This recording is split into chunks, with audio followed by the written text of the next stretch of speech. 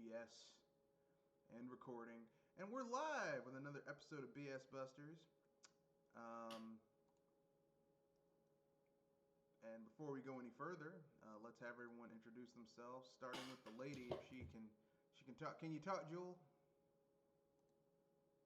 Okay, apparently not. Okay, so I guess we're gonna flip the script today and let the dude talk first. So go ahead. Testing. Okay, all right. Okay, we'll let the lady go first, and then the gentleman, and then the host, and then we'll dive into it. What a day today is. Ladies and gentlemen, Mythbusters End of the Week podcast. I am Joy, your Ivan Star, and oh my beep! Of all the things that had to happen today, or at least this week, oh gods. This is Kanoshi Ramonito, here to say that the PlayStation 5 looks dumb. Yeah, the PlayStation looked dumb before. The PlayStation 4 looked dumb, but it's especially stupid this time. No, I'll agree. I don't like the way the PlayStation 4 looked. It looks like an oddly shaped cake. But the PlayStation 5 just looks stupid. They might change it. They might change it between. I hope they change that design. I mean, it doesn't matter because I'm not gonna buy the shit anyway. But still, I'm not gonna buy the shit anyway. But still, it looks really. And I was reading this article. It's like, man, the PlayStation 5 looks phenomenal. It's like, are you and I looking at the same console? Well, to be fair, seriously, they're probably people who got to see a prototype unit before anyone else. So, like, you basically, like, okay, when I went to the Nintendo Switch event, like, before they launched the shit, and they were, like, it's exciting because you get exclusive access, and you, like, feel like, oh, man, I'm seeing something special. But in reality, I mean, it's just a press event. It's just a press event. I mean, you're gonna feel excited because you have the exclusivity. It's like when you see a movie before it comes out, you get to see a pre-screening. Like I got to see Iron Man 2 before it came to theaters. I got to see a pre-screening, and I mean, it's not even that good of a movie. It's better than Iron Man 3, but it's still not that good. It looks like something from like a futuristic movie. But like a really cheap futuristic movie. So something from the 70s. Yeah, it looks weird. I don't get how people are like, oh, this looks so amazing. It's like, what are you guys looking at? This looks stupid. I mean, personally, like I said, I think that the real thing is just, I think people are just like they're excited about the exclusivity. People are excited about new hardware, even if it's shitty new hardware. Because it's new. I was about to say, isn't this the iPhone phenomenon? No, people. Whenever new hardware launches, until details come out about it, like the Xbox One. I was saying iPhone phenomenon because there's always some a surprise presentation of the product, and all the hype of the product is pushed up to 11 for a while. I wouldn't go that far because the iPhone 11 has launched, and I think the people who are really into iPhones were like, yeah, that's exciting. I think most people, and iPhone sales, believe it or not, of their phones have been going down year over year with almost each iteration since the iPhone 5. Like the iPhone 6 sold less than the 5, 7 less than the 6. Like it's been going down, which is why the prices of iPhones have been going up because they're not selling as many iPhones. I was about to say, I thought that some of that hype left. No. Mostly because, I mean, there's so many different smartphones out. Like, there's the Samsung smartphones. There's the HTC smartphones. There's the Google smartphones. Like, everyone has a smartphone now. So... Well, I just remember to ask. Because, if anything, I remember that 2 for a while. Did they get out of it? Who? Microsoft had out of it?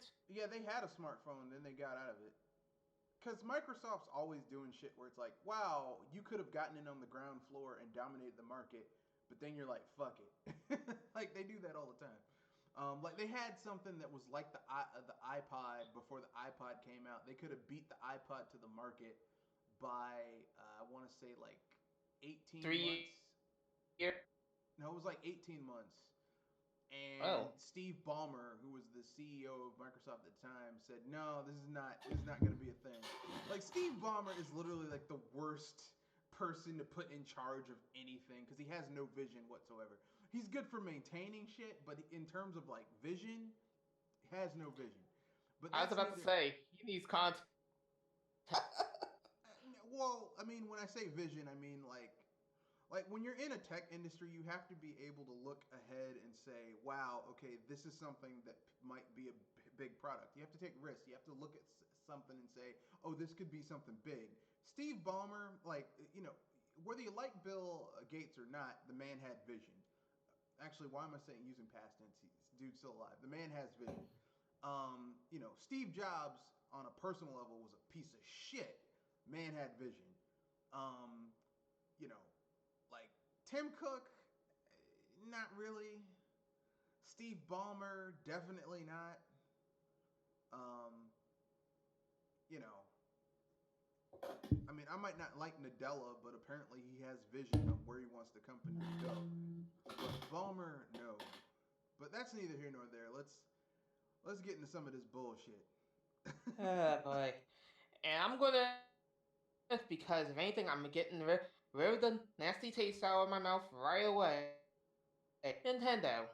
Well, we were going to save Nintendo for last. We weren't going to start with Nintendo. I thought I'd at least get this out of the way because seriously, only one little mishap happened on something that we are not fans of. National incident. No, I was gonna do them last because Nintendo should know better. They should know better. So we're gonna start with Blizzard first because they fucked up. They fucked up the most because they fucked up twice this week. Like they had a double fuck up. So the first one is they suspended a Hearthstone pro player, Blitzchung, because he spoke up human rights protests. Yeah. I was going to save this for last personally because seriously, starting to have that are usually never being together, then you really screwed up. Well, the sad thing is that not only did they fuck up, initially, not only did they ban him, but they the dude won. The dude won the competition. He came in first, beat all the competitors. Then they took away his money. They're like, you're not getting paid either. And then, they even hit the cast too. And then when people were like, hey man, that's not cool. They were like, okay, well, you're still banned and here's your money. Cause that was just really fucking shitty. I was about to say, the thing is that the response to the backlash that they had, it's 6 of a year. They had and we don't know the podcasters that were in the crossfire. But if anything, I'm still surprised that they are even being considered back onto the podcast. To broadcast all because of China's I'm trying to be family friendly a little here, but China's a communist country and they want to control all aspects of their media is state owned, their banks are state owned. A lot of the businesses take out loans from banks that are also state owned. Yeah, I mean, listen, okay. As someone who's a business person, I can understand why Blizzard did it. I'm not saying I agree with it. Yes, because of money. Because it's about money. And Tencent, which is a Chinese company, owns 20% of Activision Blizzard. So which shouldn't mean that they get push around them like dogs unless they're trying to get more into the market. Well, I know 20% sounds really small, but that's like billions of dollars. Yeah, and plus you also have to realize this. Activision Blizzard is a PC company. They make games. They want to get into the Chinese market. The Chinese market is, don't listen to this bullshit that these Make America Great, that a lot of dumbass Americans like to spout up. We're the number one economy. Not really. No, we're like number 4, believe it or not. If you're talking regionally, like if you combine Canada, North America, Mexico, South America, that free trade, that the North American free trade agreement countries, then we're like number two. Well, actually, we're number three. We're number three. The EU's number two, the European Union, and number one's China. By themselves, number one is China. Okay. A lot of the because things. they make a lot of our stuff. Yeah, even if you have a car manufacturing plant that makes the cars are made in America, the parts for that car are made in China. Okay, Yeah. the electronics that you use for your PCs, a lot of those minerals are sourced in China. Like a lot of the shit is just made in China. So when you start shit with China, you're fucking with your money, all right? And I know people are getting people don't listen to the bullshit where Blizzard's like, well, look, listen, this shit's about money, all right? It's about their money. And I mean, look, like I said, I can understand Blizzard. They don't want to fuck up their money because China is potentially tens of billions of dollars worth of revenue that can be generated in China. I totally get it. I'm not gonna get mad at a capitalist country, company for saying, well, we're a capitalist company and we're trying to make money because that's what capitalist companies do. They make money. Okay, that's their job is to have business actions in excess of is to have revenue in excess of debts incurred so that they turn a profit. That is the only purpose of a capitalist company. And that's their job. Like if Bobby Kotick, who's a piece of shit on a personal level, like his business practices are garbage, but if his actions are causing the company to be profitable, then he's doing his job. I don't like it, but that's his job. Everything that they do is so that the company can continue to be profitable and give dividends to their shareholders. That's their job. Now, as far as this guy goes, I mean, I'm sorry. I feel sorry for him. It's not cool, but like I said, 20% of Activision Blizzard's owned by Tencent, a Chinese company, and, it's about money. Do I have to be reminded about that again? Look, boils down. It's a headache. Trust me. It boils down to money. I know it's money. It's just that if anything, I consider it a big headache, knowing that they gotta be beep sucked in order to be pleased in business in their country. Well, that's how China is. Like an American company, foreign companies can't even do business in China unless they partner with a Chinese company. It's the reason why Nintendo had to partner with, I think it was Tencent in China, in order to distribute Switches. Like you have to partner with a Chinese company in order to do business in China. They will get their cut. Just like here in America, where basically, like if you want to do business in America, like certain things have to be accomplished. Like it's like you got to hire people, you got to pay a certain amount of taxes. It's like they're gonna get their cut. So that's how China is. The reason a lot of these manufacturers use China is because they don't have a lot of the various labor laws that we have in this country. No. I mean, here in this country, like you actually have to give people breaks and some form of remuneration, and you actually have to pay them, depending on the work, like not below the minimum wage. In China, they're like, fuck that. Hey, we're gonna work you to the point where you literally would rather jump out of the window of the third floor or fourth floor of this factory and kill yourself than work another hour for $3 a day. And people always say regulation is bad. I like having a 40-hour work week. Regulation keeps things in check. No, the thing about regulation is it can get out of control. That's what people. Yeah, it can, but I'd rather have regulations out of control than no regulations where you basically do whatever the fuck you want. Damn the consequences. I would rather have a balance. For neither. Because you could also. Because the thing is like I've studied economies where you don't have regulations, where you have quote unquote a libertarian, no government regulations on any businesses, and like 10 times out of 10, those those economies, while they make money, like for the workers, the people who are actually doing the work, they're fucking trash. I mean, quote unquote, the laissez-faire attitude of economics. Like we have this in America, where where children would work in factories and like heavy machinery, and they'd fall in the machinery, get chewed up. No one gave a shit because children were cheap labor. That Things where is women something I rather not remember. would be chained, would be forced to work in a loom factory that was already a fire hazard because they're working with flammable materials, and they'd be chained into the factory so that they couldn't leave. And then when there's a fire, they just basically get burnt up. That's a laissez-faire government mix, no regulations, do whatever the fuck you want. As long as you make money.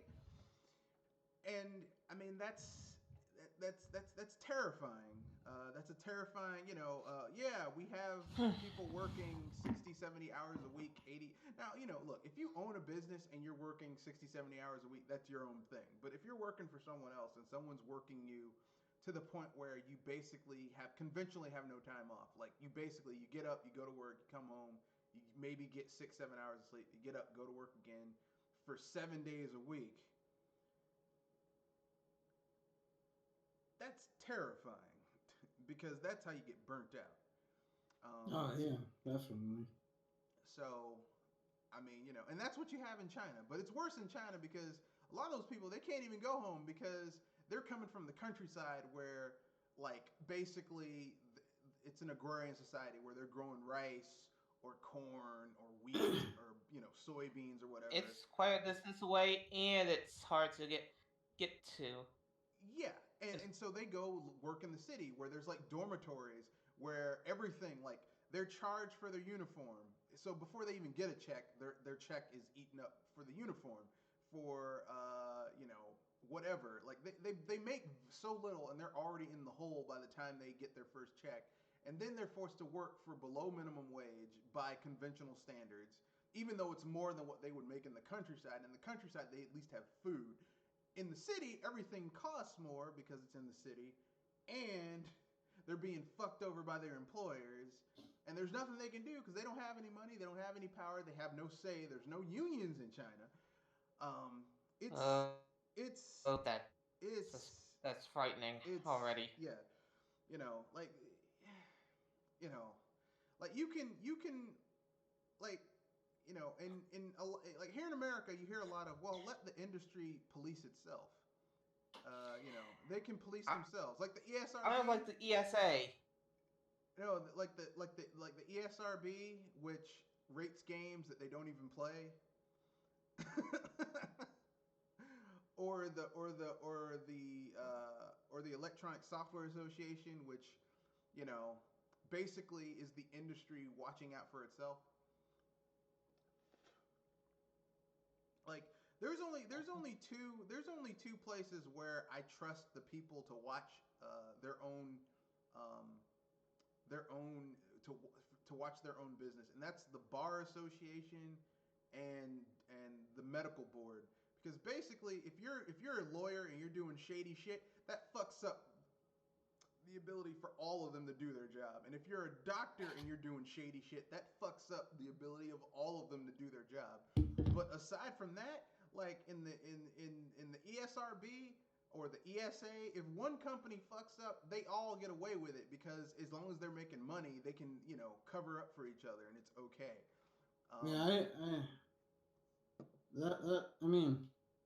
I somewhat agree with that. The idea that there is way too much let the free market decide, and there's not really a free market because for example, insurance companies, we only have a very small number of insurance companies.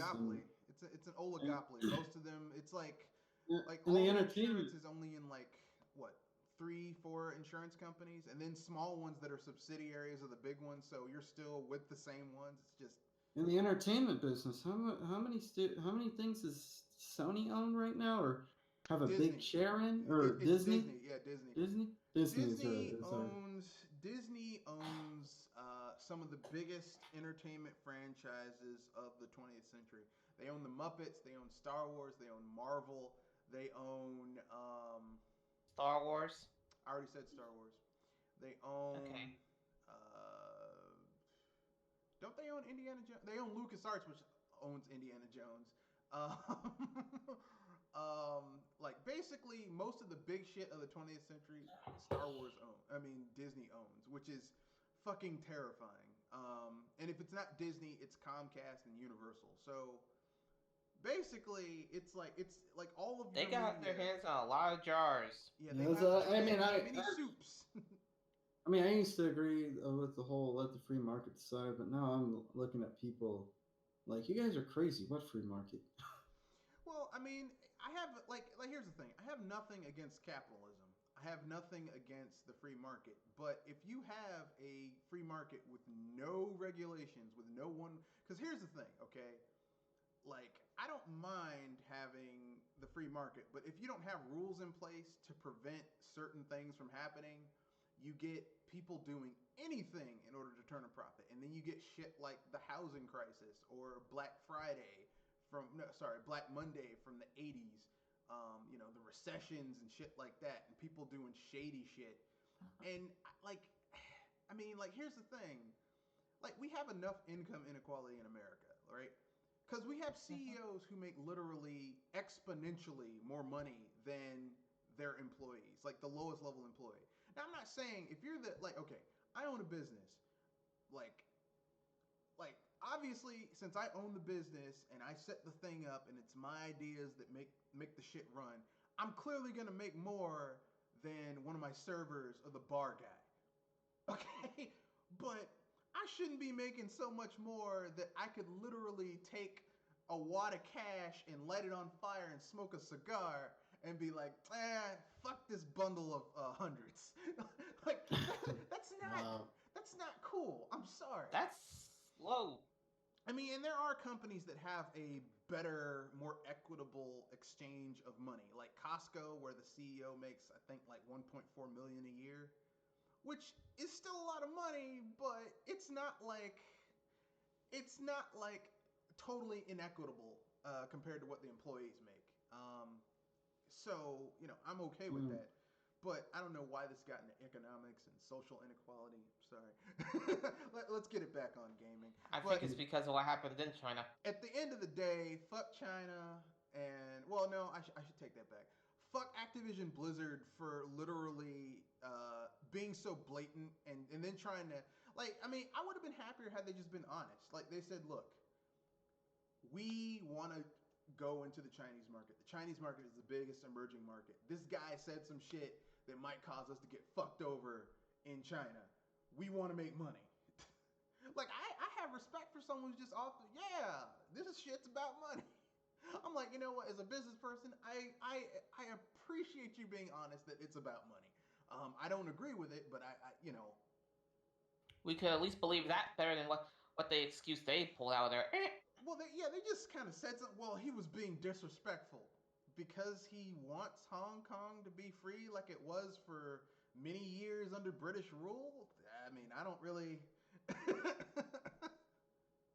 Yeah, I was about to say, would you ever take the over China's pulling off? But they have billion. Tencent or whatever the investors are. They have billions of dollars invested in Blizzard. So yeah. So I mean, like I said, it's about Blizzard's not going to let billions of dollars slip away. No, not in an emerging market. They're not going to let that. Look, everyone knows China has been fucked up for years. China, if you know anything about world history and how China began with Mao Zedong and the red and white factions and all that shit, and like the history of Hong Kong and Singapore, Taiwan, all that shit. China's been fucked up for years. Since the communist revolution, China's been fucked up. Okay, don't people like like every few years I can't believe China's fucked up. Really? You can't believe China's fucked up? Have you opened a history book? I've been wondering how many F-ups are they gonna pull off this year? I mean, until the people get tired of it, but China has a completely different cultural mindset than America. Like Americans, we're all about our freedoms and what we're guaranteed. In China, it's the state over the individual. So like they care more about doing their duty to the state. And here's the thing. There was a period of time where in China people were starving to death, where like they were like the one child policy where people who were having multiple kids, their kids were being taken away, forced sterilizations for certain families. And they had to do that because they were fucking starving. There was not enough food for the amount of people that existed. So it's like I can understand where they were going for. They went too far, but I mean, this is not going to turn into a political science lesson. Let's keep it moving. 6-0 Game Studios created Enchanted Portals, which looks like a Cuphead clone. It looks like a Cuphead clone, but it looks like they actually put effort into it, so it's not like it's not a complete it's not a complete knockoff, or is it? It looks like a fun game. I'll check it out if it comes out. Yeah, I'll get it if it's under $20. If it's more than that, I'll be like, fuck you. But 20 is the sweet spot for me. A game like that. Yeah. But then again, I paid like $10 for Cuphead, so I can't really. It's kind of nice that people are embracing that particular style of animation. Oh yeah. Now, between Cuphead and this game, now if they could only make a 2D cell shaded Popeye the Sailor beat 'em up game with that art style, now that'd be cool. And I don't mean that Robin Williams changing his age to 33 instead of 43, because in the comics and in the cartoon, Popeye the Sailor is 43 years old with missing teeth, a squinky eye, and he smokes a pipe, and his girlfriend is one of the fucking ugliest women I've ever seen before in my life. I was about to say, he's always fighting Bluto. This guy is able to do all those feats with some spinach. Yeah, he's always fighting Bluto over olive oil. I'm like, god damn, shit, just get some higher standards, beep. Yeah, because in the first cartoon that Popeye was ever in, it was a Betty Boop cartoon. He was a side character in a Betty Boop cartoon. And he was flirting with Betty Boop. Betty Boop is way more fuckable than olive oil. Eye-catching? No, just attractive. Betty Boop is way more. I mean, because she has they created her to be cute, even though they based her off of. They took her voice from a black flapper singer from the 1930s, but physically she was made to look like. Forget the name of the character, but they do parodies of her in old Warner Brothers cartoons back in the day. But like, she's way more attractive than Olive Oil, who's just skinny and big ass feet and bow legs. Just god damn, Popeye. I'll be right back, guys. I was about to step up your game, buddy. God damn, Popeye. I wouldn't fight nobody for Olive Oil. I'd be like, hey, this is my girl. Take her. I'm good. I got Betty Boop. I boop boop boop boop. She's way more attractive. But yeah, Enchanted Portals Kickstarter. The game looks good.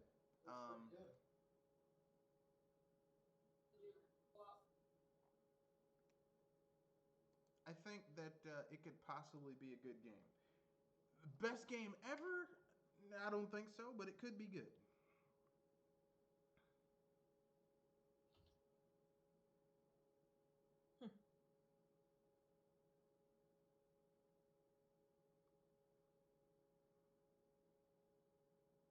So that's what I'm going with.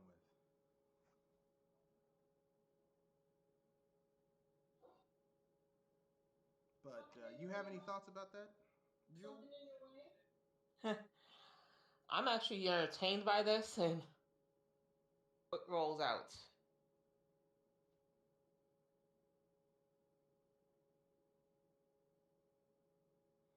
about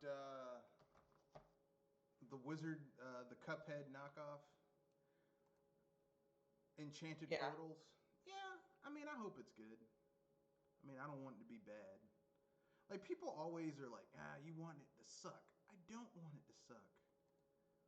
Speaking of, why do people always think that I want things to be bad? I don't. I want things to be good. But I'm not gonna lie.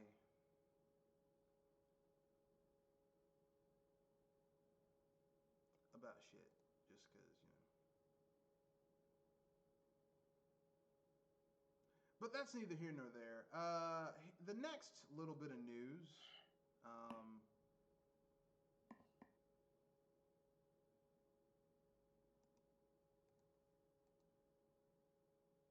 is the Atari VCS is in trouble. The lead engineer quits. Now, the Atari VCS, for those of you who don't know, is a micro console created by this company that bought the rights to Atari, the licensing rights. Basically, they have like 6 employees, so it's very scammy. They did an Indiegogo because on Indiegogo you don't actually have to show a prototype; you just have an idea. They did an Indiegogo where basically they were like, we will do a micro Atari console where it'll come with all these games made by Atari, and you give us money and we'll make the system. I think they raised like $1.3 million, something like that. And basically not enough to do this project. Not really. Because even if you're doing a micro console, you need at least 10 million to pull it off. But basically, to make a long story short, it's been months and months and months, at this point years, and they still have not produced a real working prototype of the system. They keep on putting off giving updates to backers and that type of thing.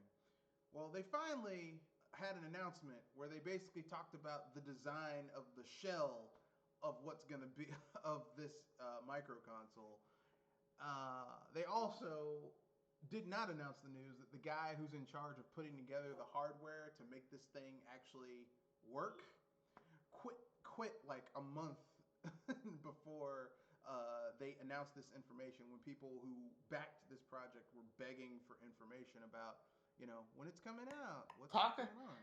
I was about to say, I think that's the ship. What? I think that's ship right when people start asking for details. Yeah.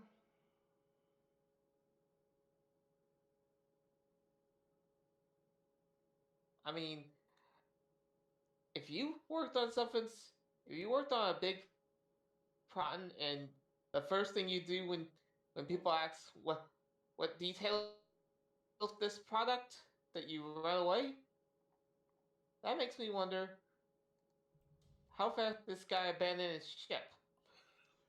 Well, I mean, apparently this company has been financially insolvent for the last 2 years. I mean, before the Indiegogo, which is weird because basically, like, if you have an Atari license, you can basically, all those games that are licensed under Atari, you can license out to other things and get paid for those things being sold. So every time you saw Asteroids, Pong, those Atari-based games. I'm not really familiar with Atari. I played a few Atari games back in the day. I'm not like ultra into it. But basically, this is looking like to be another scammy mess. Kind of like the Coleco Chameleon, which was another thing where basically a guy got a lot of money through Indiegogo, and then basically just put all this scammy shit together and never had a working actual thing. Kind of shady. Is he coming? No kidding. So, what are your thoughts on that? Well, first of all, do you think anyone cares about Atari at this point? To be honest with you, I'm surprised that that's still active. But I'm wondering how fast the ship is gonna sink. I mean, the way I feel about it is like this. I don't think the people who really have nostalgia about the Atari games really give a shit about wanting to play Atari games.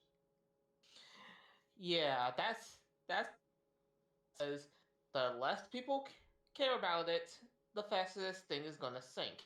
Like I would say like okay, if you're into Nintendo or Super Nintendo or even the N64, all of those games, all those systems basically are like they're retro. Like they're all the beginning of something.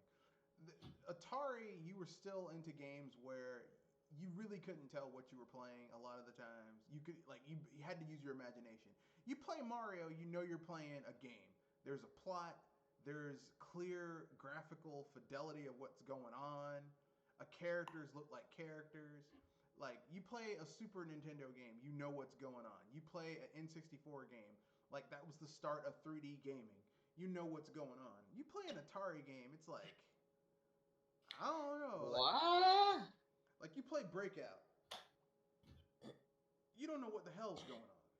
Like, cause you play Breakout, it looks like a Pong clone, but Breakout is actually not Breakout, Arkanoid. You play Arkanoid. Arkanoid looks like a Breakout clone, but in actuality, you're the spaceship fighting against this giant Moai head, blasting this energy thing out towards this wall so you can break it down and fight the boss.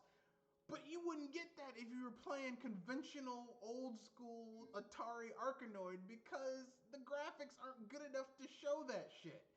You know? Yeah. That's. I mean, there's 8-bit, then there's 4-bit. Yeah. And I think that's what Atari is, 4-bit.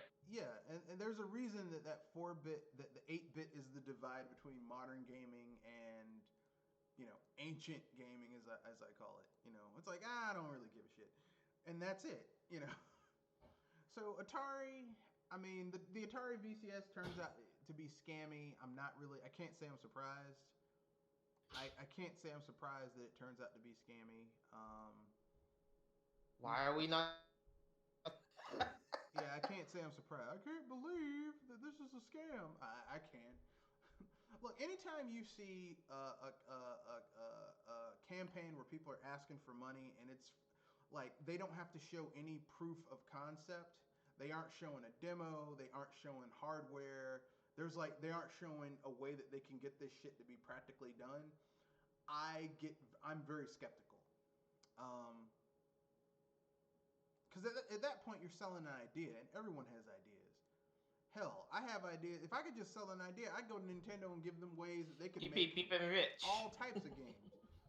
But the world doesn't work that way. But it is what it is. Let's keep it moving. Next news story. Bit Summit. Bit Summit is paving the way for indie gaming in Japan. Okay, guys, what are you talking about now? Bit Summit is paving the way for indie games in Japan. So basically, Bit Summit is where the indie gamers, the companies that are kind of like second and third party smaller studios come together and rub elbows with their compatriots. Kind of like how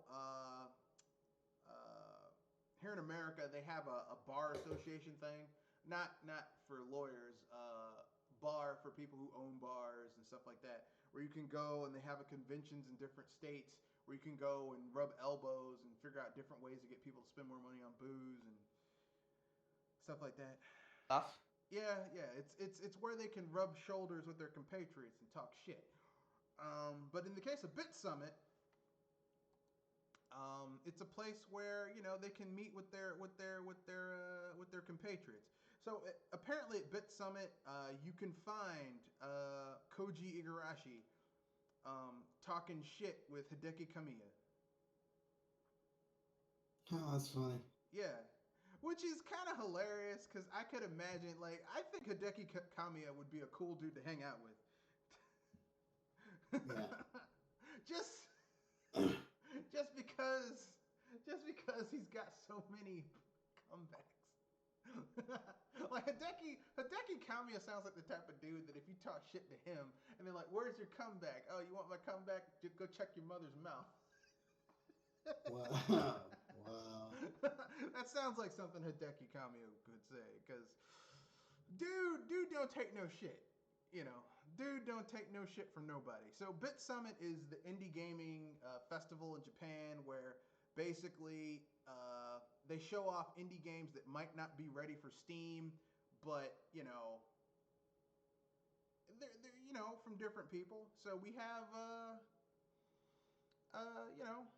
so what are your guys' thoughts about indie gaming in Japan? We really in Japan you don't really have an indie gaming scene like you have here in America, because here in America you have Steam and other platforms like Humble Bundle and Fanatical and now Epic.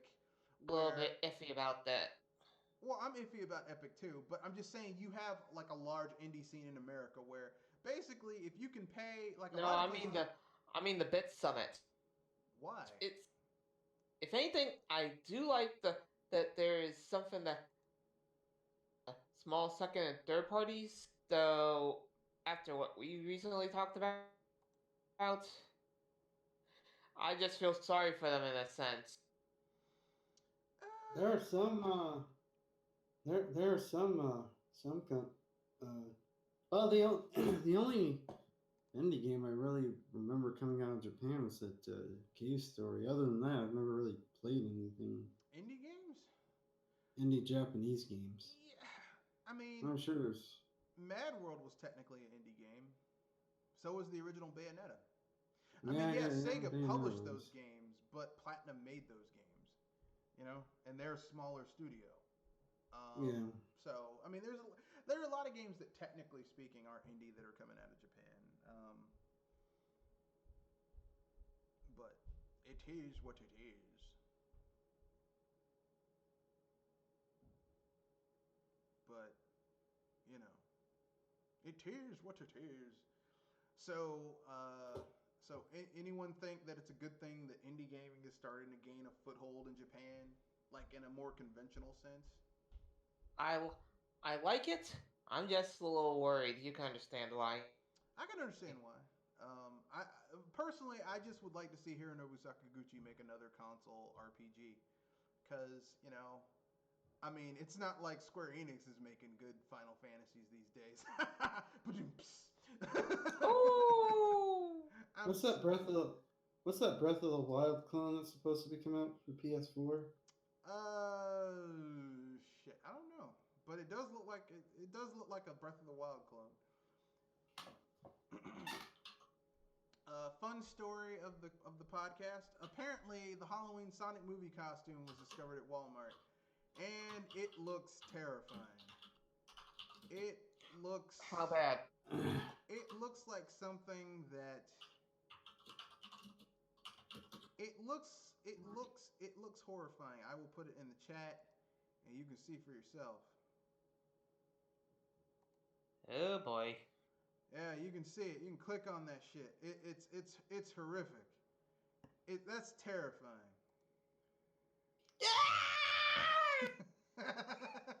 I would burn that with fire. Like if a kid came to my door saying trick or treat wearing that, I would kick them in the stomach. Like, get the fuck off my porch. I know that's terrible. People are gonna be like, how dare you? I need mental BRB. How dare you, sir? How dare you? Speaking of bullshit that shouldn't exist, Activision explains why Call of Duty Modern Warfare needs 175 gigabytes of memory.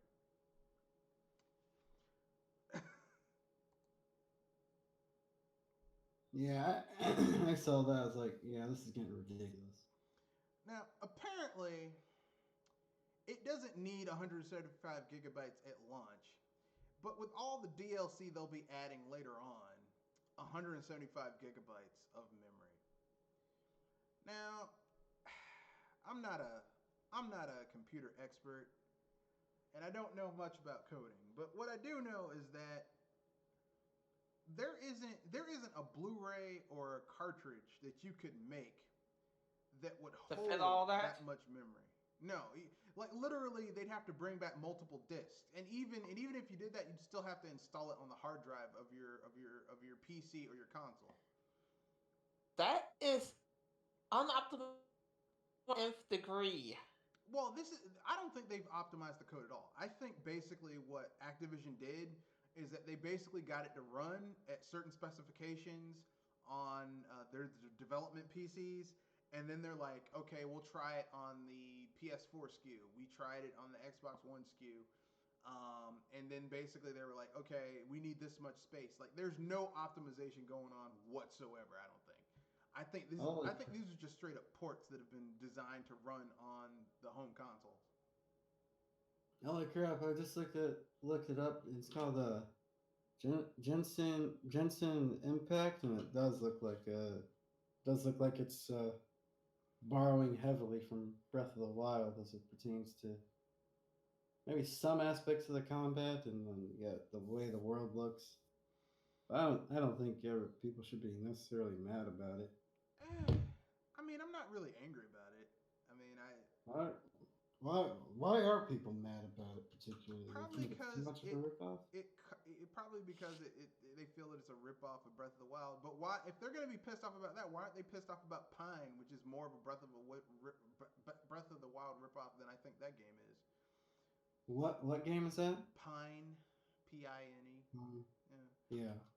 I mean, except Pine looks more interesting to me. But you know, it is what it is. It feels like the Fable we deserve, combined with a little bit of black and white. But that's neither here nor there. Yeah. Call of Duty Modern Warfare. Isn't this like a remake of the original Modern Warfare? A game? No, it's a reimagining or something like that of the game. Yeah, but did they have to reimagine literally over 10 times more hardware space for essentially the same fucking game? God damn. I don't even think the original Modern Warfare was 17 gigs. And this game's 175 gigs. Jesus Christ, this is ridiculous. This shit's ridiculous. I'm sorry. This is Activision, you fucked up. You done fucked up, son. And I don't like it.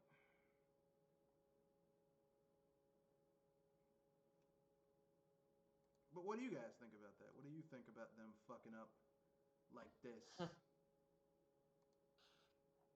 Oh boy. It's typical. It's typical, I guess. At this point. Just lazy fucking development. Just don't even be bothered to actually optimize your code. How throw some shit can together. people keep buying this beep when it and they keep on making it worse? Because they want to play with their friends. Haven't you heard that? People, they're always like, I want to play with my friends. I'm telling you right now, if you have friends and they're making you buy if you got this friends shit, like this that buy trash like this, yeah, if they're making you buy these games where basically you can't even, like, if in order for you to play these games, you have to buy games that you have to essentially buy extra storage in order to play your games. There's something wrong.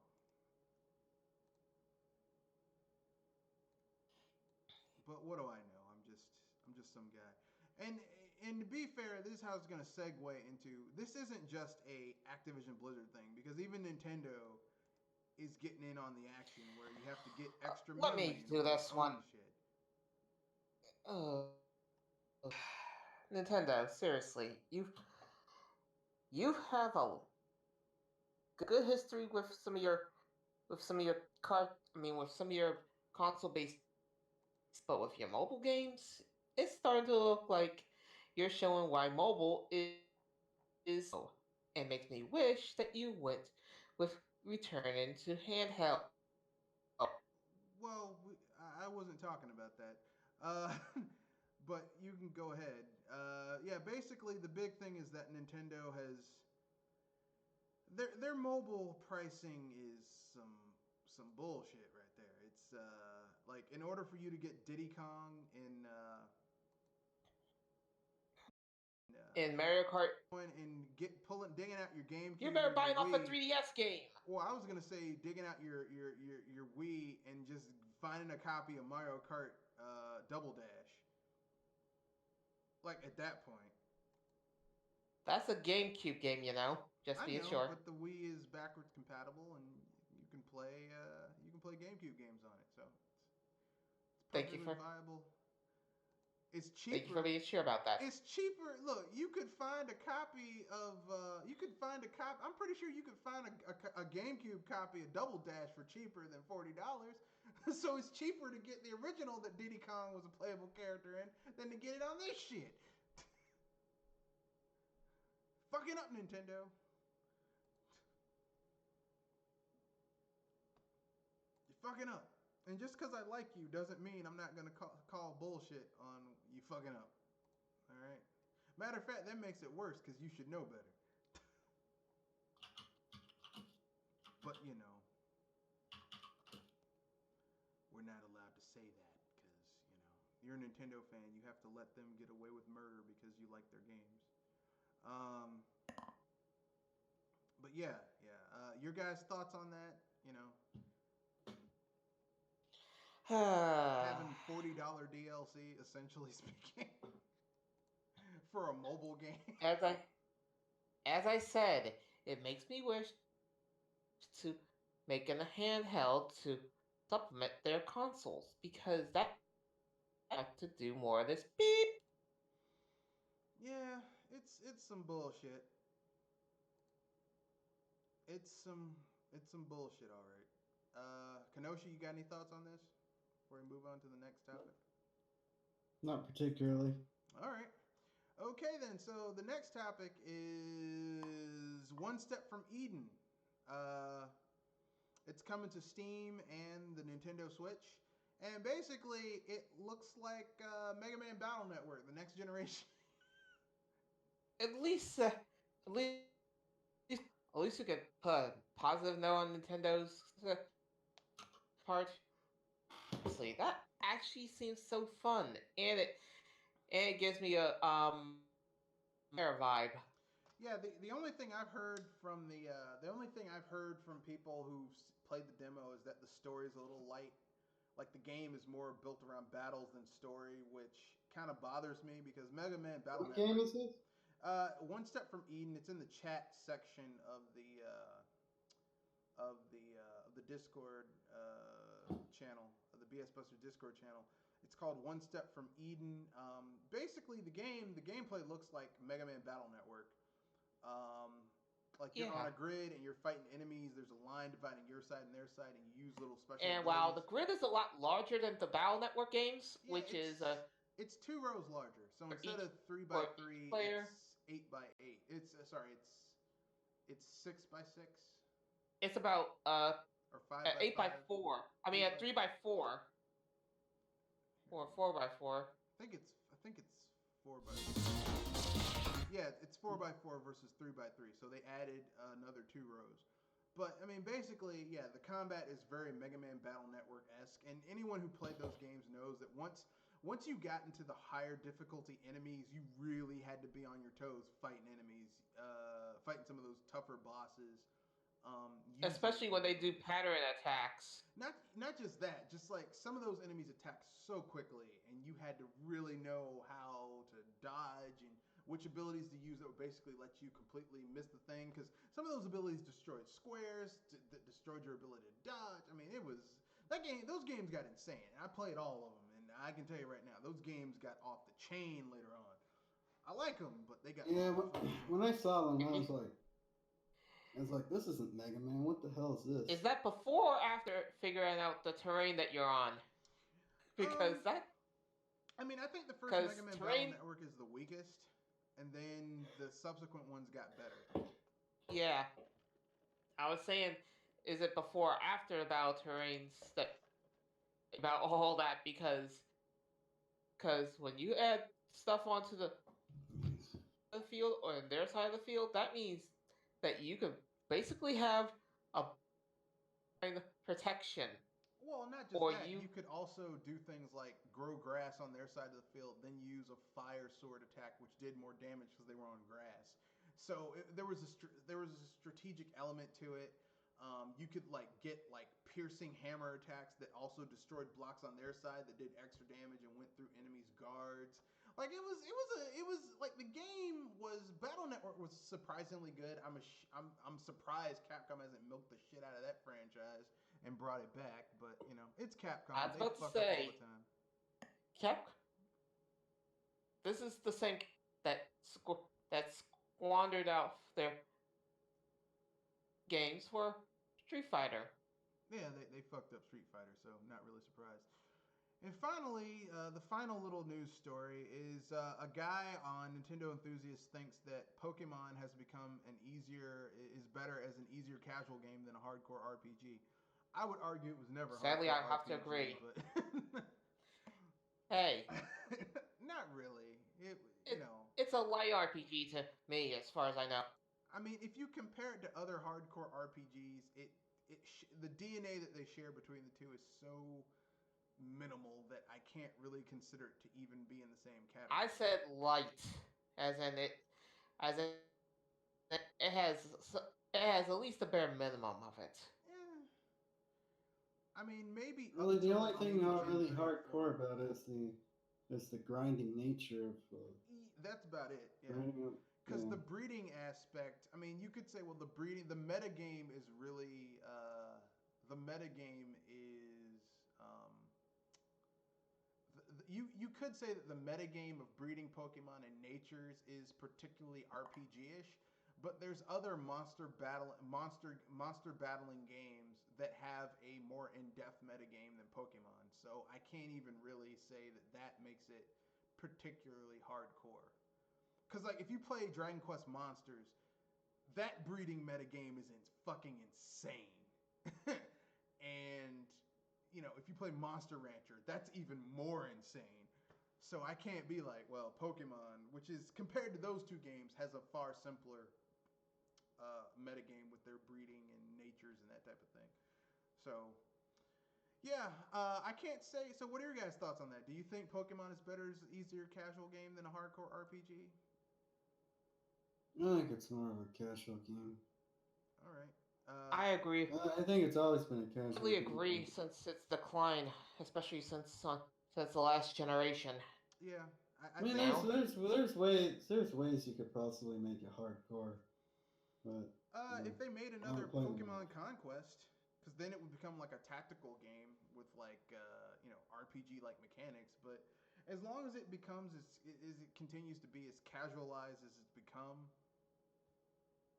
you know. yeah.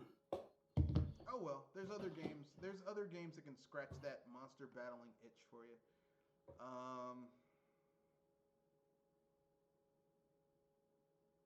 So with that being said, anyone else have anything they want to go over before we um, get to the fun topic? Yes, there's a fun topic tonight. I just wanted to take talk about Indivisibles real quick. Okay. I mentioned that game a couple days ago. It's a 2D Metroidvania game that's heavily based off of like Middle Eastern mysticism and stuff like that. Spirituality. That's the fantasy world that they're going for, and pretty good game. I would probably give it about a 7 to like a 7.5. Yeah, and you know the story's good. Like the characters, the world, you know the art of the world. One pet peeve I have is this fine weird, but at the same time, animation isn't particularly cheap. Is that the background NPCs that are like in the towns and villages and stuff aren't animated. They're just like still frames in the background, which is really weird. But like all the main characters and stuff like that, or all the important characters are animated. But anyway, that's a pet peeve. But my bigger gripes with that game is the inconsistency in the boss fight. There's an early boss fight in the game.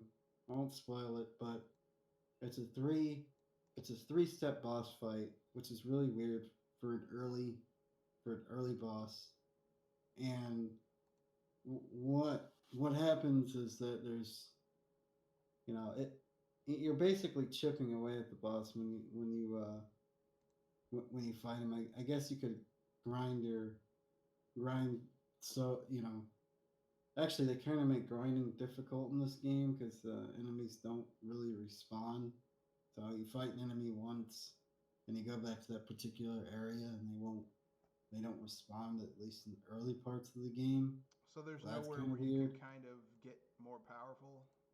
There's like no arena or anything. You just gotta. Yeah, you just kind of have to rely on hoping you run into various enemies. I mean, there's more and more enemy encounters throughout the game, and there are certain enemies that do respawn.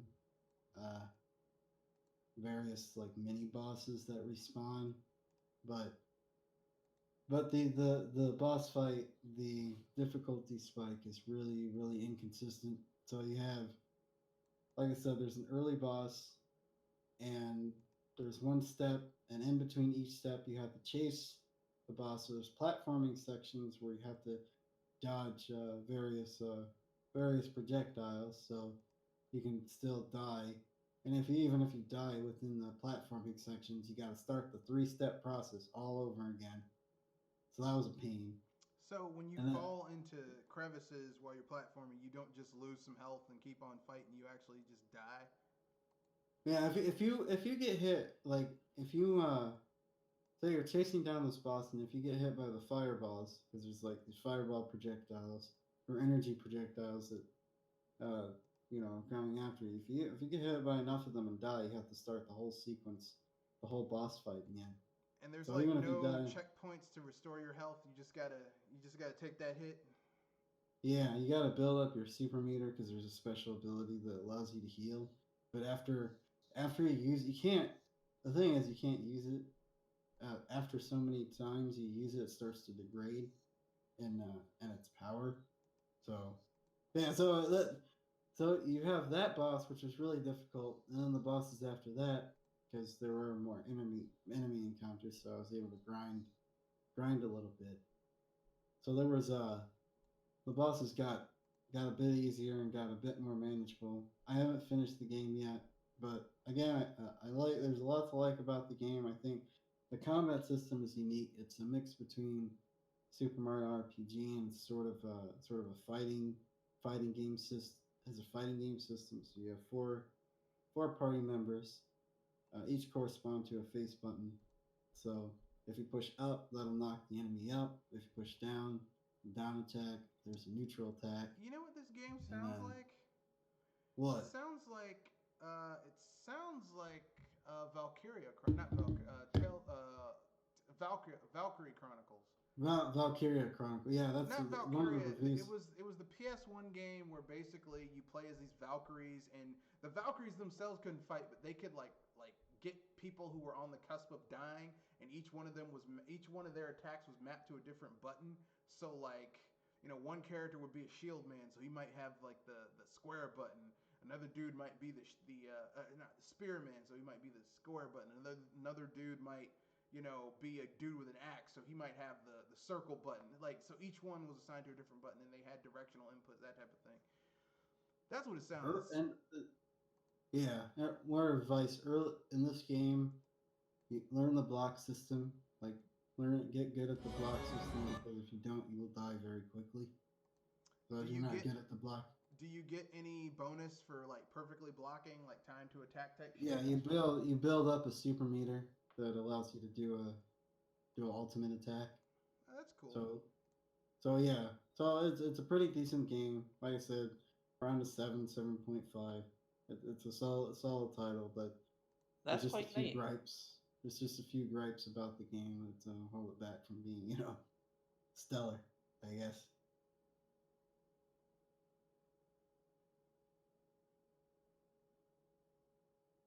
All right. Well, I guess I can give my impressions of the Addams Family movie, the animated Addams Family movie.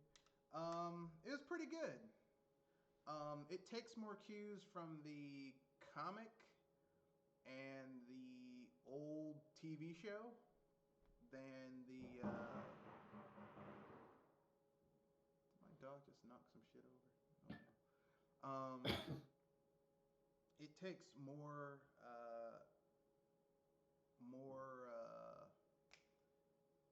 inspiration from that, but overall the film's pretty good. It basically really kind of sort of, how can I put this?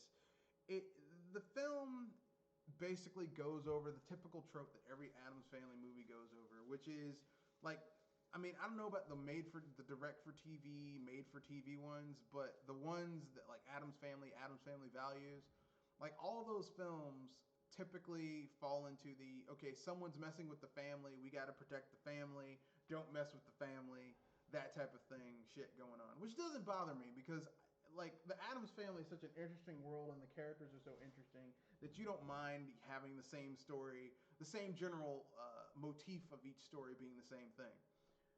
So what is it, CGI or is it? It's CGI. Animated? It's animated CGI. Okay.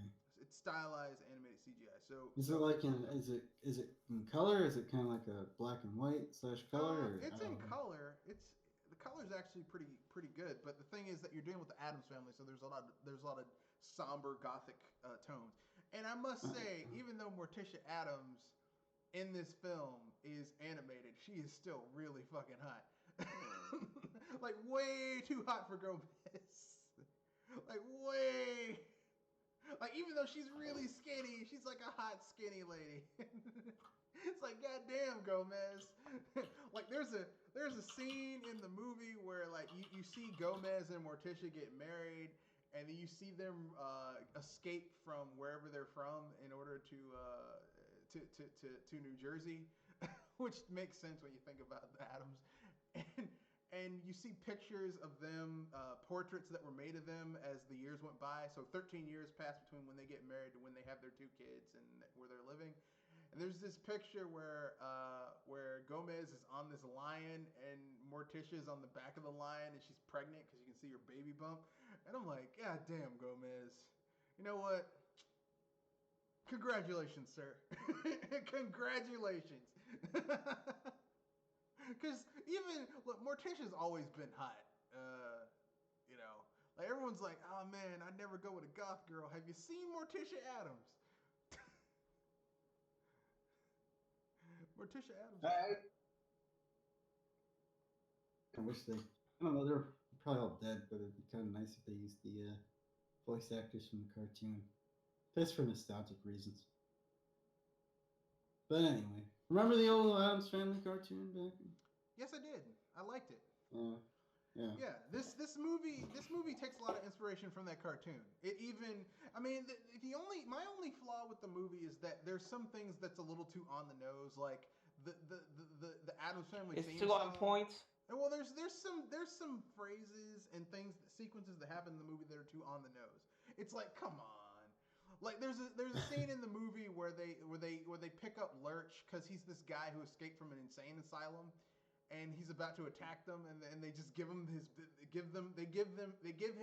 their baggage. He's like, ugh. He's like, oh, okay. He's like, yeah, put it in the back. Put it in the back. It's like I remember the cartoon where I think the husband came. One of the scenes I remember, the husband came home from like a business vacation. He's like, oh, the hotel was so terrible. The beds were not lumpy. They were too comfortable. Yeah. Well, I mean, that's the whole thing about the Addams Family is that they're creepy and they're kooky. Like what's bad is good and what's good is bad. Like they're just that's how they are. Because they're weird. I mean, that's the whole point of the Addams Family is that they're weird. But they at the end of the day, even though they're weird, they still I'm not sure. But yeah. Hmm. But yeah, the film was pretty good. I liked it. Addams and Morticia and Gomez, still awesome looking people. Overall, the film was pretty good. I mean, was it the best film ever? No, but it was I pretty don't good. know if there's really ever. I don't know if there's really such thing as the best film ever, because there's always going to be something. It's probably something else around the corner that might be a little bit better. I mean, the reason I like the film is because I'm an Addams Family fan. I like how the Addams Family keeps it real. You know, like every Addams Family movie has basically not like you know how a lot of movies try to cater to the kids and they Addams Family keeps it real. Like there's a scene in this kids film where Thing is looking at pornography. But it's pornography for him because he's a hand. So he's looking at these pictures of women's feet. It's weird. And like Morticia walks in on him while he's looking at it. Did I just hear that right? And he turns around because he's got this little wristwatch that's his eye. And he turns around and the eye's like, oh shit. And he closes the thing because he's been caught. And I'm like... like kids wouldn't get that joke, but adults get it. It's like kids are like, It makes me want. What? This is something I never thought about. Yeah, And kids wouldn't get that joke. Really? Or there's another joke. There's another joke in the film where they're driving in New Jersey to find a place to live, and basically like Gomez, you hear him kissing something. He's like, my dear, you're as cold as a fish. He's like, Gomez, that is a fish. He's like, oh no. She's like, and she says, mi amor. And he's like, that's French dish. She starts kissing her hand. And then it goes to Thing and he's driving and he turns up the radio because they're about to start fucking. And he doesn't want to hear it. Okay? Like, that's the whole point. Like, that's what I like about the Addams Family. Gomez and Morticia, despite having 2 kids, being married for many years, they still are clearly in love with each other. They love their kids, but they don't hover over them. Like they like even the old movies. Like you watch Addams Family Values, and they're in the hospital room, and this girl's like, yeah, and then a diamond fell in the garbage in the garden, and a cabbage patch, and there was a baby. And it's like, and Pugsley and Wednesday are looking at each other, and Wednesday just looks at the girl. She's like, yeah, well, our parents had sex. It's just very matter of fact, just no bullshit, Wow. And listen, as many times as Gomez and Morticia are trying to, or fucking, or in the process about to start fucking, or everything they do is like, you watch the first Addams Family, she's like, yeah, you were unhinged last night, a madman, you were howling like a beast. He's like, yes, let's do it again. They're talking about sex, okay? They're talking about sex. But yeah, the Addams Family. It was a great animated show. It was a great animated movie. I enjoyed it. The only flaw, I saw it in Dolby Digital, so basically like surround sound digital, which, I mean, it's a bit pricey where I am. It's like $18, well, $17.95, but just round that shit up, it's $18. But man, it sounds great. The only flaw is that for the first 10 minutes of the film, someone like there was basically no one in the theater, but there was this little fucking kid who did not know to shut the fuck up. And I'm like, I did not pay $18 to hear your fucking kid. Like in my head. And then I turned around and gave him the evil eye and they shut that kid up, which was nice. Yeah. Nothing like a crying kid in a movie theater. Well, the kid wasn't crying. They were just talking. What's that? What's that? I'm like, God damn it, please. Like, if this was the matinee show, and I'd be like, okay, I understand. But this is Dolby Really? 3D, $18 a ticket. That means I really don't want to fucking hear your kid. Like, basically, the more expensive your ticket is, the less people want to hear people talking during the film.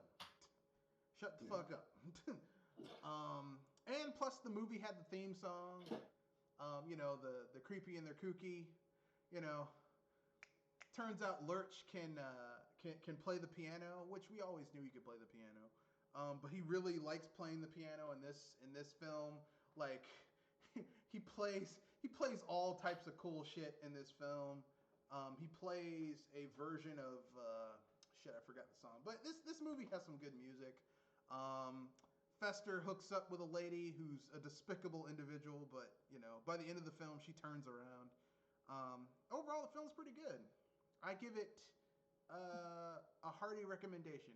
I would not spend $18 to watch it in Dolby 3D, Dolby Surround Sound 3D, because that's just too much. But matinee, go for it. Under $10, go for it. So yeah, it was a film totally worth watching. Like I said, I'm an Addams Family fan, so you're talking to a fan. I'm not like I'm a fan of the Addams Family. So if you're not an Addams Family fan, this is probably not your. No, you can go watch it. You're just not like you're not gonna get all of the references. Okay. Like if you're an Addams Family fan, you know that Cousin It was always like the cool guy. Like in the '60s, he was basically portrayed as being like a super beetle. Like he was like a super beetle. Like he was supposed to be like an English mod type guy. And over the years, he's always been really cool. Like you don't understand what the fuck he's saying, but he's cool. In this movie, like he rolls in on this really nice lowrider vintage car, and to Snoop Dogg's "Pop It Like It's Hard," no, drop it like it's hard. I'm like, come on, man. Isn't it supposed to be "Drop It Like It's Hot"? No, well, I don't know. I can barely understand most rap music as it is because I don't really listen to rap, and it's just a nice beat. I sometimes do, because if anything, I do listen to radio music. Try to be with the hip Trust kids. me, trust me, if anything, it's a pain in the beat. Need some good music. I listen to music I like. I don't care about being hip. Try to be hip cool. But anyway, it's really good. You get to see some more of the Addams family, like the extended family aside from Cousin It. You meet Grandmama's sister, who's fucking... This woman is insane. She's voiced by a black lady. I think it's either... I forget who it is, but she's got a really commanding voice. It's actually pretty hilarious. But yeah, overall the film's really good. I recommend it. I heartily recommend it with 2 thumbs up. If you want to take your kids to see a movie, or your nieces or nephews, go watch it while it's in theaters. Unfortunately, I think this movie might bomb, which is sad because it's actually pretty good. I think I like it better than Toy Story 4 because I'm just fucking tired of Toy Story. Like I'm tired of the franchise in general. But oh yeah, it's understandable. And I want if Toy Story had to die so that I could get more Addams Family, I'd rather have more Addams Family than more Toy Story. But that's just me. Toy Story is probably not even Pixar's best stuff. It's probably either Incredibles or Up looks interesting. I like their one shots. Yeah, I liked Up. I liked WALL-E. Like Up. Like basically Up, in the first 10 minutes of Up, you're already crying. Because basically you see this young couple who met when they were kids, grow up, get married, and then they find out they can't have kids themselves, so they just love each other, and they're saving up so that they can go see the world. And the man's wife gets sick and dies on him. And he just becomes a grumpy old man, and it's like you're crying because it's just sad. It's just really fucking sad. And then like Up's such a good movie, and we keep on getting fucking Toy Story. Like, Jesus Christ. Yeah. Ugh. Yeah, we know Pixar is capable of stuff outside of Toy Story. Yeah. So. Yeah. Or that which shall not be named, which is Cars, but no one gives a shit about Cars. I don't think. No one's like. I don't know what it is. Like for Transformers, that's. But I guess because they were robots that could turn into cars, but like anthropomorphic cars that could talk. Yeah. Anthropomorphic vehicles never did it for me. Even when I was a kid, I was like, this is kind of dumb. Like I said, unless it's Transformers or like robots or something, but like just straight up cars that don't even transform into anything, they just drive around. I'm like, that's just kind of weird. It's not Yeah, fucked it's up. It's kind just of weird, and it's like because there's some sense you can make out of robots, anthropomorphic, machine computers and like robots that can talk and have personality, like that makes sense to me. It's kind of the uncanny valley thing, I guess. Yeah, but that's cool. It's like, Like Transformers was cool, because plus yeah, Transformer kind of had a Transformers always kind of had that lore behind it, like Optimus Prime versus Megatron, and their crews going up against each other, and there was all this cool shit. Like Cars, there's no explanation for any of this shit. And where are the people? There's no people. It's just cars. What the fuck? Who yeah, builds them? What the hell's yeah, going on? This world yeah, makes no sense. yeah. I just say it's just the chaos. I don't Yeah. trust it. Even like the old cartoons, because they were like old cartoons with anthropomorphic vehicles. I was like, this is kind of. But those were ultra stylized. Like I remember watching old Warner Brothers propaganda cartoons where they were like the jets versus the propellers, and like you had this this Hercules propeller based plane, and his wife have a kid, and it's a jet. Like he hates jets because they're putting him out of work, but his kid's a jet, and so basically he has to win this race in order to get his job back. But he's a propeller plane going against jets. He's fucked. So, so his kid helps him out by basically giving a boost, and he wins. And he's like, "Yeah, that's right, son. I accept you now because you helped me get a job again." And his wife's like, I think I "John," and he looks remember at him. that. He's like, "What?" She's like, "We're gonna have more kids." She pulls out all of these like baby outfits, but they're all for jets because there was an order for more jets. He's like, "Shit, I'm fucked." Like, I mean, that's kind of funny because you're anthropomorphizing Anthropomorphized. Yeah.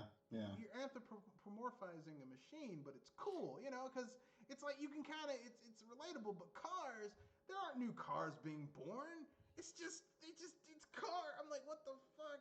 I don't. This is weird. Things don't make any sense and are probably mind away trying to make sense of it. Hell, Wall-E made more sense than Cars. And Wall-E was like, okay, I get that human beings left the Earth after polluting it to the point where it was not inhabitable. And I get that Wall-E was like the last robot that was still functioning because he was struck by lightning, and apparently that brought him to life, like Johnny Five. Even though they kind of stole that plot from Short Circuit, but whatever. And so he's got a pet cockroach, and he like watches movies, and he finds shit and brings it back to his home. Like he's got traces of sentience. That's cool. Isn't Wall-E one of the reasons it wasn't super popular is because it didn't have a lot of dialogue? I guess so. I mean, like it's a sleeper hit. It made a lot of money, but it was popular. It just like a lot of people who say they don't like Wall-E is because it didn't have a lot of dialogue. And here's what I'm going to say: if you're someone who needs dialogue in order to understand a film, that's your preference. But you do realize that the first films were there were long periods of they were silent films, so a lot of action had to be shown through physical interaction. So it's kind of like this, okay?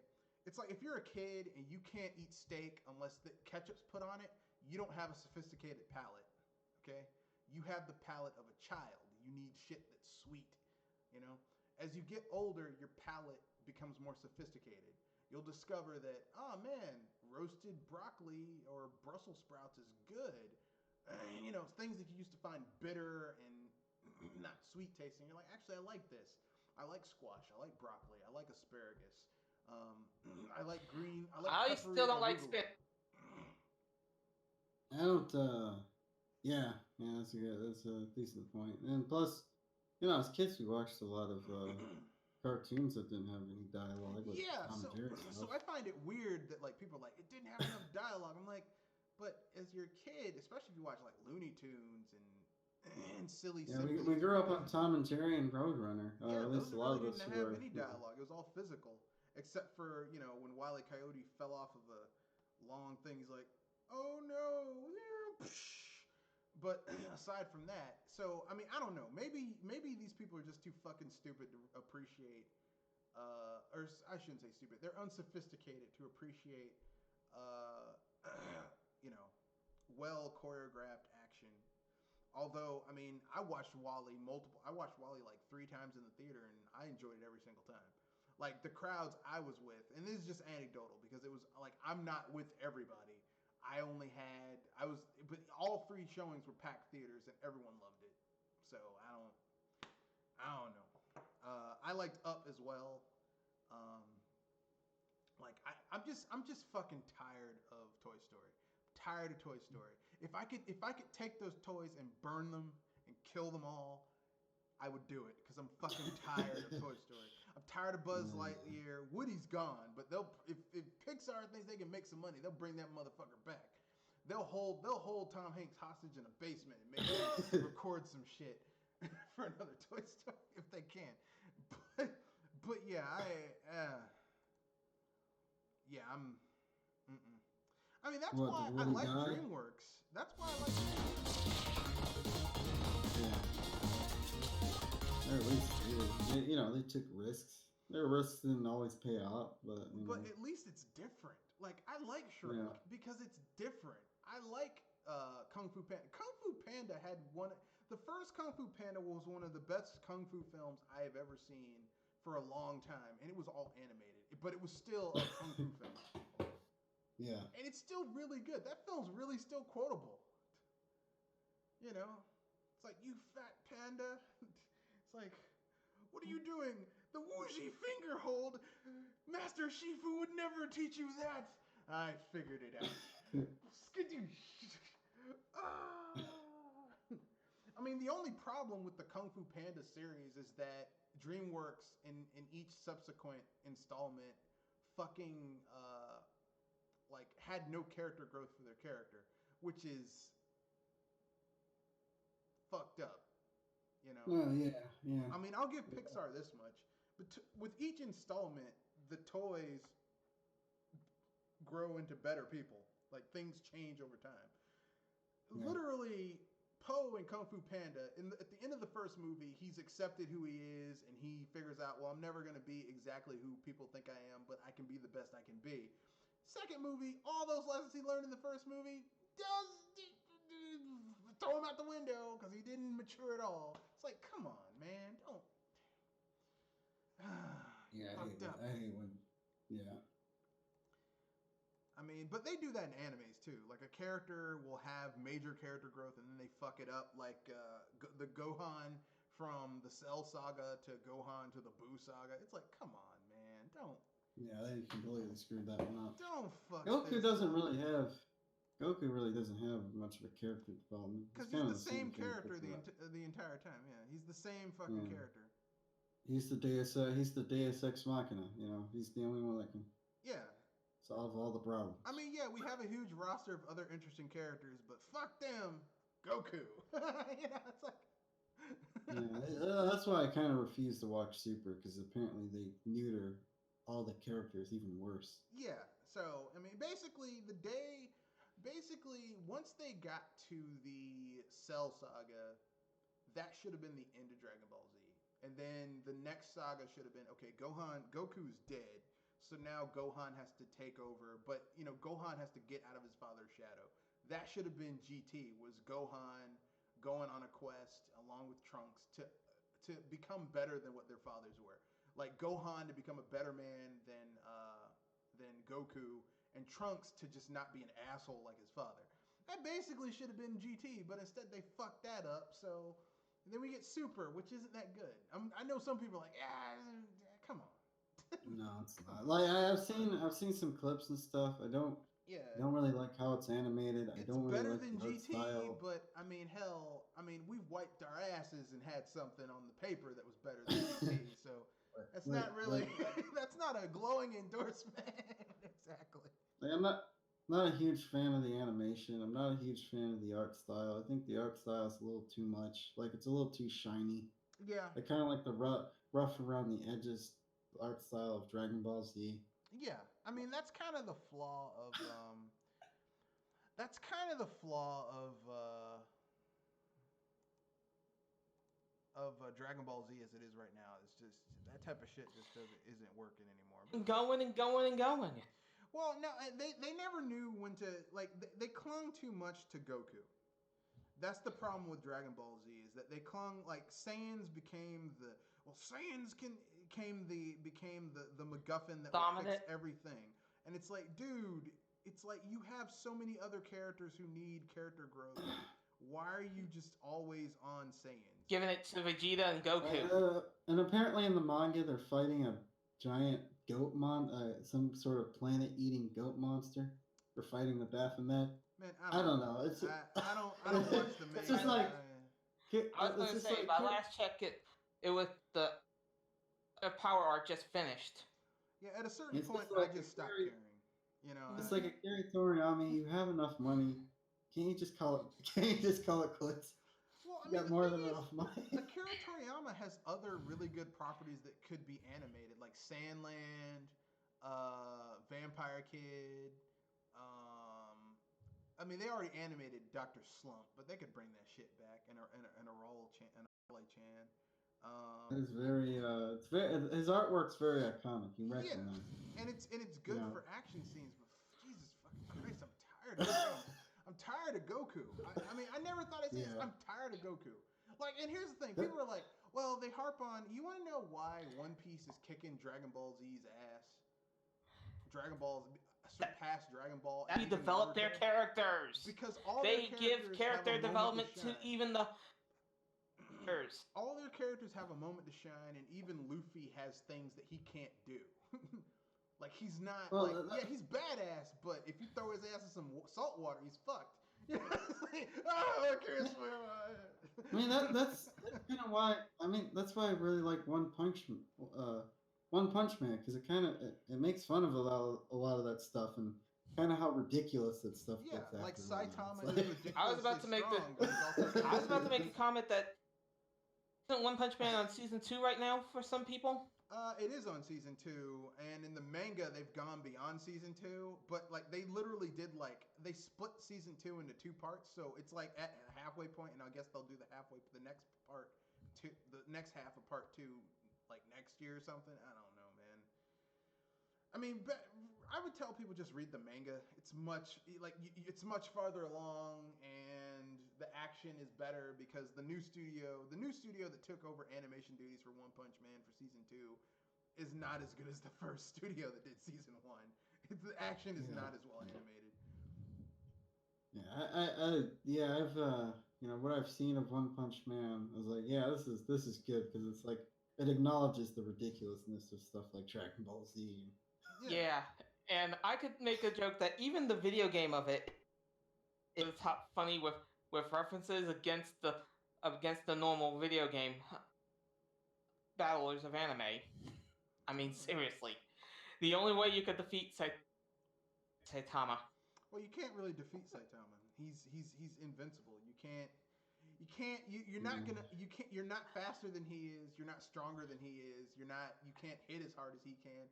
That's what I was saying. That the only way you could defeat him is with another Saitama. There is no other Saitama.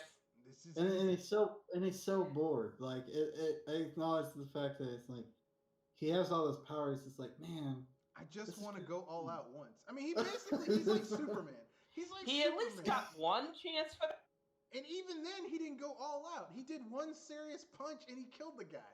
Like literally, he's like Superman. Saitama is like if Superman were real.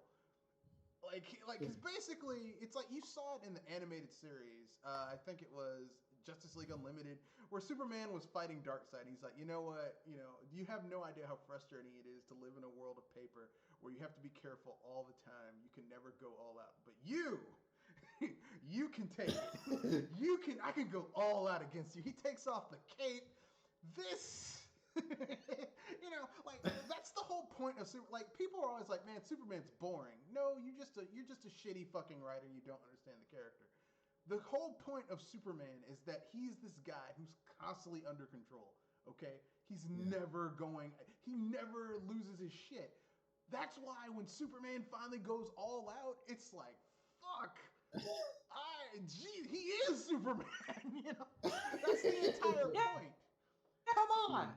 How can you not deny that is Superman? That is the entire point. That's why Man of Steel was such trash. Is that they didn't get the character right. Like if you don't get the character, if you don't acknowledge that this guy is always under control, he's always trying to do the best thing, and the reason he's like that is because he was raised by good parents.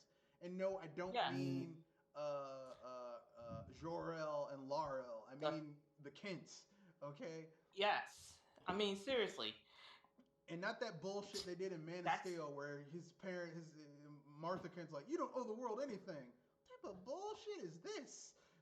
Man, I gotta look up those Justice League cartoons. Those were pretty good. Yes, they were. Justice League and Justice League Unlimited. Oh yeah, I mean, really, Warner Brothers had a run where their animated series were fucking phenomenal. Like the New Adventures of Batman. You know, the animated adventures of Batman, and then Batman and Robin, and then Justice League Unlimited. Hell, even Young Justice was pretty good. Teen Titans, the old Teen Titans, not that new shit that's like with that shitty art style. Those were all really good. And then they fucked it up. Warner Brothers just, oh god, you people. Oh, you had treasure in your hands, and you turned it into dung. Into shit. Yeah. Yeah, but that's neither here nor there. Anything you guys want to pimp out before we wrap things up? Do you two got anything? Just basically surviving Halloween chaos with family. Well, I got some shit to pimp out. Your movie reviews? Yes. I did a movie review, or not a movie review. I did a thing talking about basically just why Police Academy is brilliant. And it's under 5 minutes. You don't have to spend a long time watching it. It's called Why Police Academy is Secretly Brilliant. It's a 5-minute little thing talking about it. If you guys go on my channel and watch it, that'd be nice. Share, subscribe, all that fun shit. Because that's what we do around here. Also, you can reach me on, Discord. On your or on Twitter, or by email. Yes, on Twitter. You can reach me at Twitter at Matthew Wesley at mrredfox91, or on Gmail at mrredfoxbsbuster. That's mrredfoxbsbuster at gmail.com. That's all one word, by the way. The Mr. Red Fox BS Buster is all one word. So yeah, with that being said, that's the end of the podcast. Anything you guys want to pimp out before we wrap things up? That's it. All right. Good. So I guess I'm smooth. I guess I gotta get the fuck yous out of the way before we end the podcast. Fuck EA, fuck Activision, F you Nintendo, fuck Blizzard, F you fuck Blizzard. Nintendo mobile division. Especially, Yeah, fuck specific. you specifically. Let's see, who else? Who else needs a FU? Do we need Epic or Epic hasn't really done anything this week that I know of. They could have done something, but nothing that I know of. Fuck this. Fuck Sony. Fuck EA. Oh yeah, fuck Sony for the PS5 reveal. Oh yeah, PS5. The PS5, that ugly system. No, and even the specs for the thing. Fuck you. and look, if you charge anyone more than $300 for this shit, fuck you double. What are the let's before we quit. What were the specs for that? Here, I'll look it up. PS5 specs. Is this confirmed by Sony or? These are PS5 specs. I think this might be speculation before we get facts. Ugh. Slow day. Yeah, that's crazy. Okay, the PS5. Okay. It will release holiday 2020. Okay, we know that. It will have VR. It will cost between well, it's gonna cost more than $300. It's gonna cost more than $400. So here are the specs. It's gonna have an 8-core AMD chipset.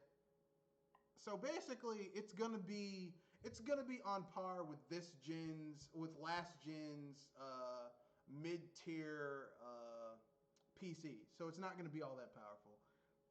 So it's gonna be an 8-core CPU. Yeah. That's a bit crazy for a console. Well, it's not a console. It's a gaming PC. It's a lower tier gaming PC. Yeah. Oh yeah. So 8-core AMD CPU. What's the GPU? The GPU is taking the best bits of the Radeon Navi GPU family. So basically, if you had a custom Navi, how much RAM? It's probably going to be 16.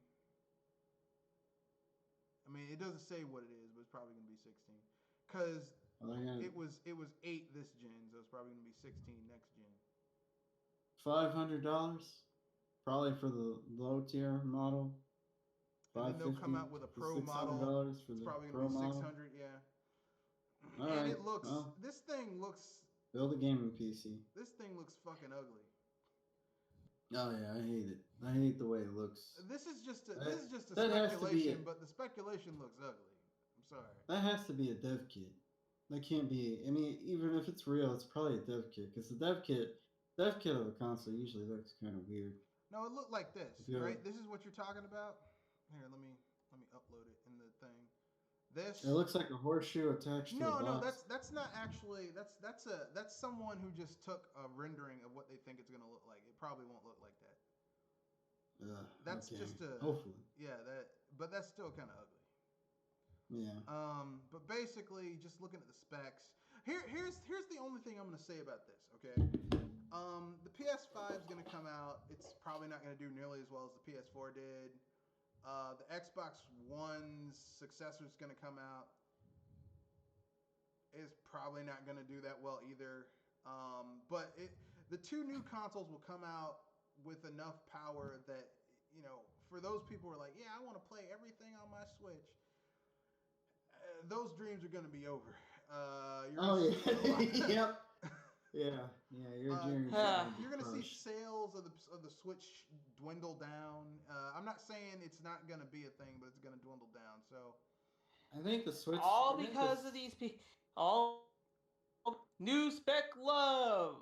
I think because basically it's not about the specs. It's about people are going to want to play their games. Like they're going to want to play their games on as many SKUs as possible. And why would you aim for a game that's not going to make it look like the next gen shit looks good? I mean, it's to the Switch. It's going to be shitty. It's a new console, so Switch sales are going to suffer significantly because people are going to. There's going to be the big giant boost for the first 2 to 3 months, and then it'll probably die down a little bit because new consoles, you get new console droughts. They're not gonna have the games to support it. Like, you want to know why Sony didn't show any games at E3? Because those games are being ported over to the PS5. Okay, they're all being ported over to the PS5. Because they're like, well, The Last of Us sold like hotcakes when the PS4 came out, or at least because there was nothing else to play on the system. Yeah, so people bought were dumb enough to buy the same game again. So yeah, they bought the same game again, and plus people who jumped from the 360 to the PS4 because what the Xbox is doing bought the game as well. So yeah, Xbox did the same thing. Nintendo's doing the same thing with. Yeah, there's like expect Last of Us 2 to get ported. Expect this mess that Kojima is doing to get ported. A grown ass man with a C-section scar and with a baby. Watch that game. That game's gonna get ported. Yeah, expect all that stuff. Spider-Man's gonna get ported. Just expect a lot of ports. The games that the people were talking about that they didn't show this year, they're all gonna get ported to the PS5 for next year, and they're not going to be fundamentally any better on that system than they are on the PS4. And you know what? You're not gonna get a discount if you already own those games because Nintendo was successful at reselling you packaging the it shit you already owned. Yeah. for $60. So Sony's gonna be like, you know what? We don't have to do an upgrade path. Yeah. So they can get away with it. And it's probably going to come with a 500 gigabyte hard drive, which is going to fill up after about 2 or 3 games. Plus the OS. I think storage is cheap enough. They can at least get it with like a 1 terabyte sub SSD. Yeah, hard but drive. it's going to be more expensive. The cheapest one, the off the shelf, the cheapest one's going to be $500. The one that has the higher hard drive space, not the Pro, just the higher hard drive space, is probably going to be another 100 because they're not going to take the cost on themselves to have. Because here's the thing: if you want a 1 terabyte hard drive, and because these are probably going to be SDs, not or at least hybrid SDs, and not like SDs, because SDs still kind of pricey. It's probably for 1 terabyte is probably going to be even now, even with their bulk buying capability, it's probably going to be like $30-$40. And Sony isn't going to settle for like a $10-$15 profit when they could basically add another 100 and make 60 or 70. Well, yeah, I mean, if Sony were, I don't say necessarily smart, but if Sony were willing to take another hit, they would include an M.2 SSD because it takes up very, very little space and there's no moving parts. Like an M.2, if you've ever seen it, it's about the size of a stick of gum. Like it takes up hardly any. They put them in the laptops because they're smaller. But really small. Yeah, but I mean those are very expensive because they're so small. Yeah. So that ain't happening. Yeah, that ain't happening. So, I mean, basically, the smart move would be what Nintendo did with the Wii, which is with the Wii U, where basically you just attach a hard drive, and it would format the hard drive, and you just put your games on there. That's economical. A micro SD card that Nintendo did with the Switch is bullshit because, like, literally in terms of space, I can get a 500 gigabyte hard drive for like under $30. I can get a terabyte hard drive for under $50. If I want the biggest commercially available card that I can get where I live is 128 gigs, and that's like $30. So it's literally not even half. It's the same price as a 500 gigabyte hard drive, but I'm literally not even getting half of the space on a micro SD card. So yes, people are like, SD cards, they're cheap. Yeah, it's still not as good as a hard drive though. It's still not as cheap as the hard drive. So, storage, micro SD cards until I can get like a 128 gigabyte micro SD card for like $15-$16, it's not cheap. All right, if I spend more than 20 for 128 gigs, it's not cheap for a micro SD card. But that's neither here nor there. I think we've belabored the point enough. With that being said, fuck Activision, fuck Blizzard, fuck Sony, fuck Microsoft. They haven't done anything but fuck them anyway. Fuck EA, fuck Nintendo's mobile division for fucking charging people $40 goddamn dollars for a fucking DLC character. Fucking assholes. Seriously. Let's see. Fuck the ESRB for rating games and not even playing them. That's some bullshit. And that's the end of the podcast. Rate, comment, share, subscribe. I've got a video out called Why Police Academy is Secretly Brilliant. Go watch it. Share it. We can have a dialogue about it. It's about movies, but, fuck it. Why not? So, peace, good night. And hype responsibly. And that's it.